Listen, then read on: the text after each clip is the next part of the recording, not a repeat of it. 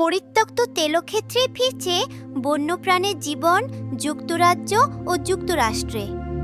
পরিত্যক্ত তেল শোধনাগার ও তেলক্ষেত্রগুলো এখন অপ্রত্যাশিতভাবে বন্যপ্রাণীর আশ্রয়স্থলে পরিণত হচ্ছে। ক্যালিফোর্নিয়ার ওয়েস্ট কোটে হিলসে একসময় শেভরন মালিকানাধীন তেলক্ষেত্র আজ উপকূলীয় ঝোপঝাড়ে ভরে উঠেছে, যেখানে হুমকির মুখে থাকা পাখি, বুনো ফুল ও উভচর প্রাণীর উপস্থিতি দেখা যাচ্ছে। অন্যদিকে ইংল্যান্ডের এসেক্সে ক্যানভিউইক এলাকায় একসময় তার শিল্পবর্জ্যে ভরা ও অ্যাসফল্টে ঢাকা জমি এখন ফুলে ঘাসে ভরা জীববৈচিত্র্যের কেন্দ্র। এখানে আশ্রয় পেয়েছে বিরল পোকামাকড়, যেমন শ্রিল কার্ডার মৌমাছি।